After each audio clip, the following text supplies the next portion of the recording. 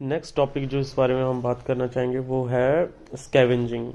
Scavenging क्या होती है, स्कैवेंजिंग की टाइप्स क्या हैं, स्कैवेंजिंग एफिशिएंसी क्या है, टू स्टॉक में कैसे स्कैवेंजिंग होती है, फोर स्टॉक में कैसे स्कैवेंजिंग होती है, किस टाइप की स्कैवेंजिंग अच्छी है, किसकी ज़्यादा एफिशिएंसी है, किसकी कम एफिशिएंसी है।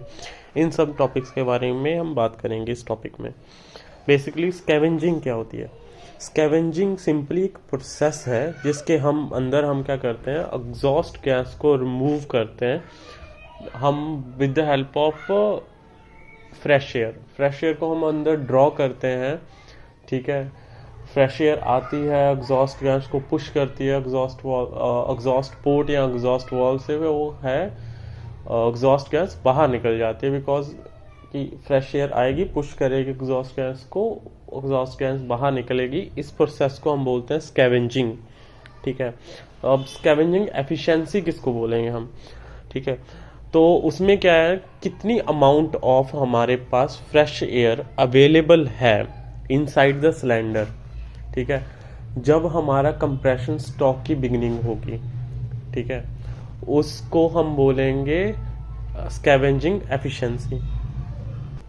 सिंपल सर, अगर सरल भाषा में बोलूं तो फ्रेश एयर, उस सिलेंडर की वॉल्यूम के अंदर फ्रेश एयर की अमाउंट कितनी है। ठीक है, उस fresh air divided by the amount of volume inside that cylinder, उसको हम बोलेंगे स्कैवेंजिंग एफिशिएंसी। सो स्कैवेंजिंग जो होती है वो तीन तरीके की होती है। ठीक है, या फिर हम लूप कर सकते हैं, या फिर क्रॉस कर सकते हैं, या फिर यूनिफॉर्म कर सकते हैं। एक एक करके इनके बारे में हम बात करेंगे, कैसे होती है, क्या होती है।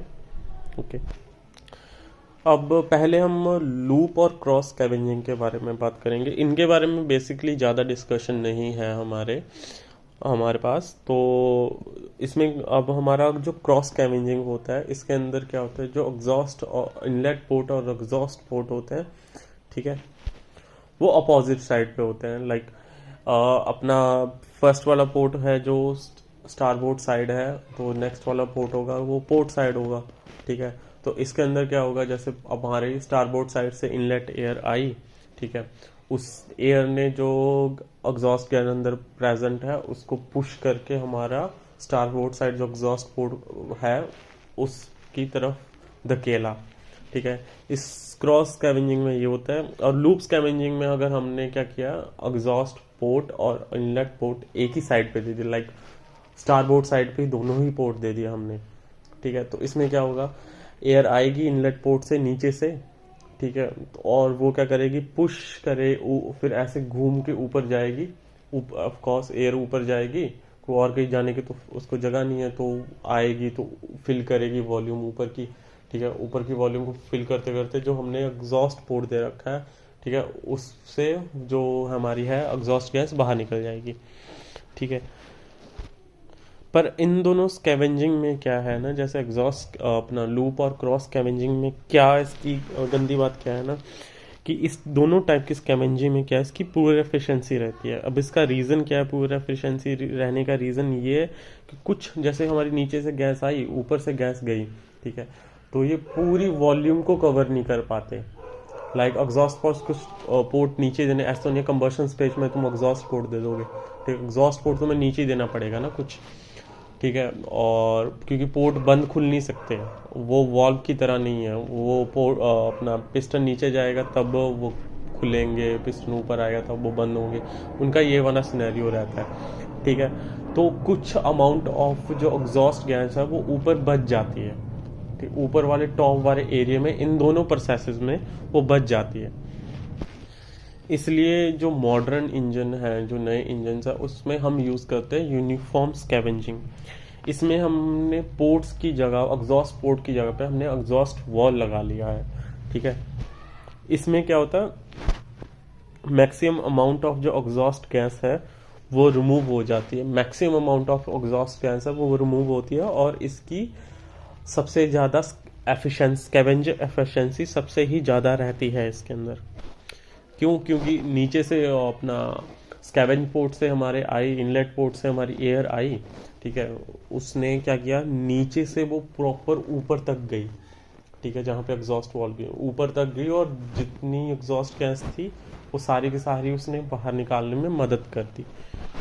सो अगर अगर पूछा जाए कि हाँ भाई यूनिफॉर्म स्कैवेंजिंग के बेनिफिट क्या हैं तो क्या बोलना है, तो इसको आप वैसे भी नोट कर लो, वैसे भी स्क्रीनशॉट में अटैच कर रहा हूँ, तो वैसे भी क्लाइड में है ही वे सारे टॉपिक्स। तो वैसे तो इसमें क्या होता है कि गुड क्वालिटी ऑफ एयर, हमारे पास कंबशन स्पेस में हमारे पास अच्छी क्वालिटी ऑफ फ्रेश एयर रहती है कंबशन के लिए, क्योंकि पूरी की पूरी एग्जॉस्ट गैस हमारी रिलीज होगी है फ्रॉम द एग्जॉस्ट वॉल।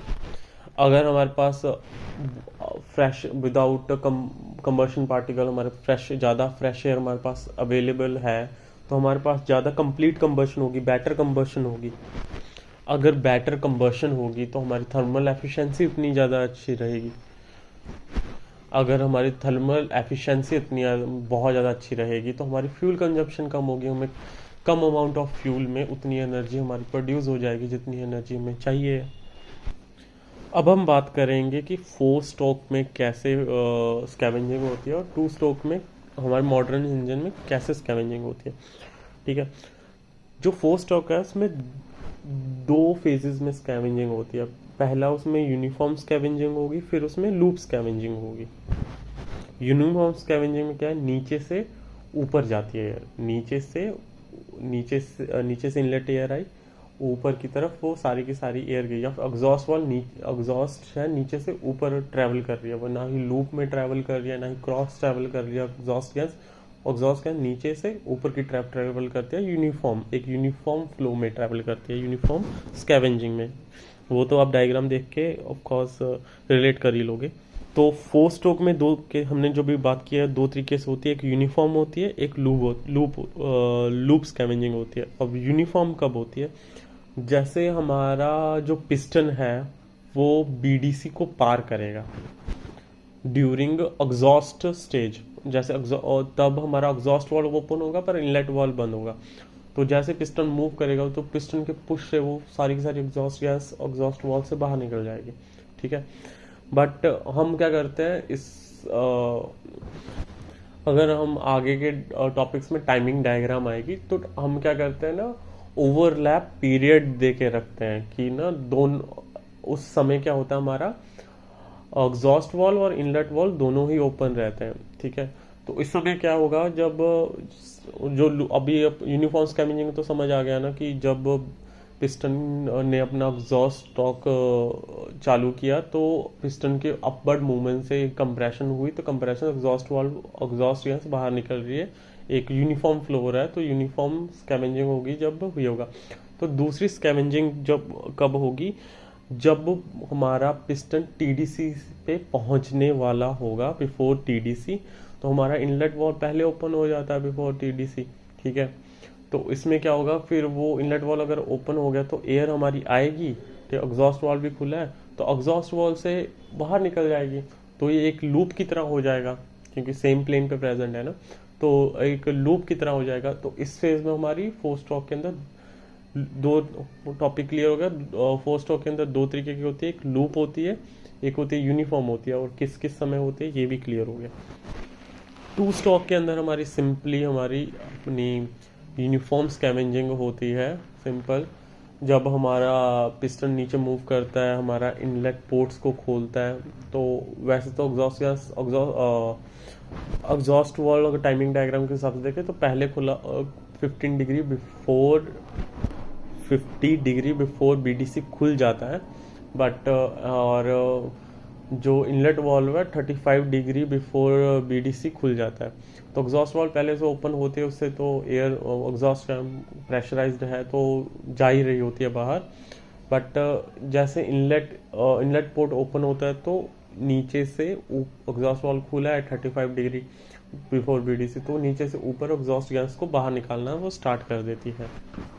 तो इसके अंदर होगी अपनी यूनिफॉर्म स्कैवेंजिंग 2 स्ट्रोक के अंदर। अभी हम 2 तरीके की पावर के बारे में बात करेंगे। पहला है हमारा आईपी इंडिकेशन पावर, तो जो पावर डेवलप की जाएगी इंजन के द्वारा। ठीक है, इंजन जो प्रोड्यूस करेगा पावर वो बोलेंगे हम इंडक्शन इंडिकेटेड पावर। ठीक है, जो पावर हमारी अवेलेबल होगी एट द फ्लाई व्हील उसको बोलेंगे हम ब्रेक पावर। अब हमारी जो इंडिकेशन पावर है वो ज़्यादा होगी ब्रेक पावर से हमेशा। क्यों? क्योंकि there is frictional losses inside the main engine. Friction losses के कारण होगा रिड्यूस इन उसके कारण पावर कम होगी, जो पावर अवेलेबल थी हमारी, ठीक है, वो पावर हमारी फ्रिक्शन लॉस के बाद जो होगी वो हमारी होगी बीपी, ब्रेक पावर। हम ब्रेक पावर को ये भी लिख सकते हैं अपना indicated power minus friction losses, अगर हम बेसिक डेफिनेशन की बात करें ब्रेक पावर की।